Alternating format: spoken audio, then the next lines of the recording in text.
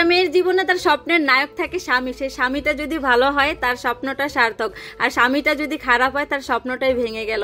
বিয়ে বাড়িতে সবচেয়ে মজার মুহূর্ত হলো বরের গেট ধরা, আর গেট ধরাকে কেন্দ্র করে কি হলো যে বরযাত্রীদেরকে বের করেই দিল। বিয়ে বাড়ি মানে হচ্ছে বউ দেখা, খাবার খাওয়া, সাজুগুজু করা, সবকিছু মিলিয়ে আত্মীয় স্বজনদের সাথে একটু পরিচিত হওয়া। আসসালামু আলাইকুম, সবাই কেমন আছেন? ছোট্ট একটা ডেইলি ব্লগে হাজির হয়ে গেলাম। তো যেটা প্রথম বলেছিলাম যে বিয়েতে কি পরবো, কিভাবে সাজুগুজু করব, আমরা মেয়েরা কিন্তু এটা নিয়ে খুব প্যারাতে থাকি যে মানে কি পরলে ভালো লাগে, পার্স ম্যাচিং করা, তারপর হিজাব ম্যাচিং করা, অর্নামেন্টস ম্যাচিং করা, কি একটা প্যারা, তাই না? তাও এটা কিন্তু একটা আনন্দ। তো যাই হোক, আমি তো 30 মিনিটই রেডি হয়েছি, আমি আপনাদের সাথে সেদিন ব্লগে শেয়ার করেছিলাম। তো গিয়ে দেখেছি যে মানে একদম সবাই চলে আসছে এরকম না, বরযাত্রী বলেন বা মেয়ে কেউই আসে না। তো এদিকে একটু ফটো সেশন করে নিচ্ছি চুপি চুপি করে। আসলে রিলেটিভস বা পরিচিত কারো মানে বিয়ে বা কোথাও গেলে আমরা যারা ভিডিও করি তখন কিন্তু আনইজি ফিল হয় আমাদের কাছে, একটু মানে চুপি চাপি যেভাবে পারি একটু করি। তো এদিকে হচ্ছে বউ চলে আসছে। আসলে ভিডিও আমি কিন্তু এই বিয়েতে সুন্দর মতো কোনো অ্যাঙ্গেলে ভিডিও ভালো মতো করতে পারি নাই, আর যে কটা হচ্ছে আমার হাজব্যান্ডকে দিয়ে করিয়েছি একটাও মানে আপলোড দেওয়ার মতো না, এত বাজে বাজে করে মানে ভিডিও করছে, ছবি তুলছে। তো যাই হোক, পচা ক্যামেরাম্যান। তো বউ চলে আসছে, বসছে, আর বউ আসলে তো সবাই বউকে ঘিরে মানে পিকচার তুলবে। এটাই বিয়ে বাড়ির সবচেয়ে সুন্দর মুহূর্ত। মানে বিয়ে জিনিসটাই একদম শুরু থেকে একদম শেষ পর্যন্ত সবই সুন্দর হয়, তাই না? কিন্তু সারাটা জীবন একটা মেয়ে যদি তার স্বামীর সোহাগী হয় তাহলে ওই নারীটা কি মানে জীবনটা সার্থক। তো যাই হোক, এইদিকে হচ্ছে দেখি যে বরযাত্রী চলে আসছে, আমি এক ফাঁকে চলে আসলাম একটু ভিডিও করার জন্য। তো এইদিকে তো বিয়ে বাড়ি মানে হচ্ছে মানে শালাশালিদের সাথে খুনসুটি করা, টাকা নিয়ে মজা করা, কম দেওয়া, ঠিক আছে, অনেক জায়গায় কিন্তু ঝামেলাও হয়। তো যাই হোক, এইদিকে হচ্ছে তারা একটু চালাকি করে মানে উপরে হচ্ছে 1000 টাকার নোট, নিচে 1000 টাকার নোট, আর ভিতরের নিচে দেখেন মানে টাকার মাঝখানে হচ্ছে টুইস্ট আছে। তো এটা দেখে সবাই তো হচ্ছে আবার বুঝে শুনে তাদেরকে আবারও বের করে দিচ্ছে। হাই হাই, কি একটা অবস্থা। তো যাই হোক, আসলে খুব ফানি, মজার।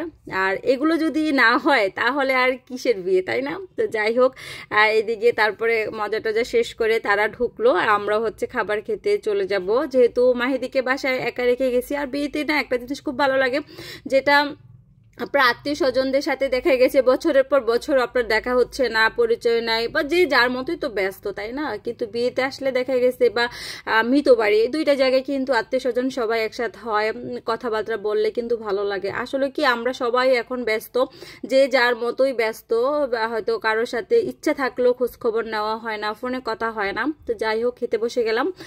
এটা ছিল হচ্ছে ডোরি ফিশ আর একটা কাটলেট, ফিশটা খুবই ফ্রেশ ছিল, ভালোই লাগছে, আর খাবারগুলো খুবই মানে মজা ছিল। আমি অনেক বিয়েতেই কিন্তু গিয়েছি বা যাই, বড় বলেন ছোট বলেন, অনেক জায়গায় খাবার খেয়ে কিন্তু তৃপ্তি লাগে না, মানে কি যেন একটা দেয় না, কি যেন খাবার মানে আপনার খেতে অরুচি লাগে বা খাবার ঠান্ডা থাকে, মানে সব মিলিয়ে হচ্ছে খাবারগুলো খুব মজার ছিল। আর এই তো খাবার শেষে মাহিদের আব্বুকে বললাম একটা সুন্দর ভিডিও আমার করে দাও, এই বেটা একটা সুন্দর ভিডিও করে দিতে পারলো না। যাই হোক, এখানে এসে একটু খাবার টাবার শেষ করে বসলাম। তবে আমি অন্যান্য বিয়েতে যেটা হয় খেয়ে চলে আসি, এখানে একদম শেষ পর্যন্ত। এদিকে তো মাহিদের আব্বু বারবার বলতেছে এই চলো চলো চলো, তো আমি বলতেছি না, আমি একটু থাকি, তুমি এমন করো কেন, এমন করো কেন।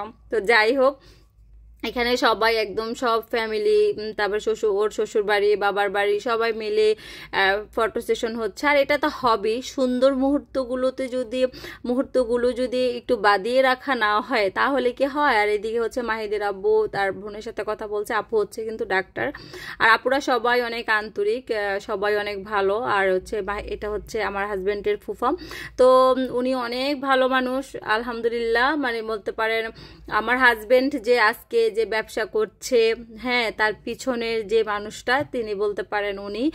আমার শ্বশুর মারা যাওয়ার পরে কিন্তু আমার হাজব্যান্ডকে উনি এনে তারপরে সব কিছু হাতে ধরে শিখিয়েছে। তো আল্লাহ তাআলা যেন সুস্থ রাখে ফুফু এবং ফুফাকে, এবং ওনাদের সব ফ্যামিলির সবার জন্য আমার সব সময় অন্যরকম একটা আন্তরিকতা থাকবে আজীবনই। তো যাই হোক, এদিকে সবাই ছবি তুলতেছে, আর আমি তো দুঃখের বিষয় বইয়ের সাথে একটা ছবি পার্সোনালি তুলতেই পারলাম না, কারণ হচ্ছে মানে একটা না একটা কিছু হচ্ছে। তারপরে লাস্টে মাহিদের আব্বুকে বললাম একটা তুলে দাও, তাও সেটা এমন ভাবে তুললো। আর এটা হচ্ছে ভাইয়া, ভাইয়া বলতেছে আমি তোমার ভিডিও দেখি, আমার তো লজ্জায়। যাই হোক, ভাইয়াকে অসংখ্য ধন্যবাদ, জানি না আজকের ভিডিওটা দেখবে কিনা। আর সব আপুরাই বলেছে আমার ভিডিও অনেক সুন্দর হয়, অসংখ্য ধন্যবাদ। যদি কখনো সুযোগ হয় ইনশাল্লাহ দাওয়াত দিয়ে সবাইকে মজার মজার করে একদিন খাওয়াবো। তো এইদিকে হচ্ছে এই তো সাগরানা জামাইয়ের এটা সবাই মিলে কাটতেছে। তবে একটা দুঃখের বিষয় কি জানেন, যাদেরকে ঘিরে বিয়েটা হয়, আয়োজনটা হয়, তারাই কিন্তু বিয়েতে তৃপ্তি করে খেতে পারে না। যখন ভিডিওগুলো দেখে তখন শুধু আফসোস করবে। তো যাই হোক, খাবার টাবার শেষে একটু কফি খেয়ে তারপরে চলে যাব। তো ভিডিওটা কেমন লাগলো অবশ্যই জানাবেন।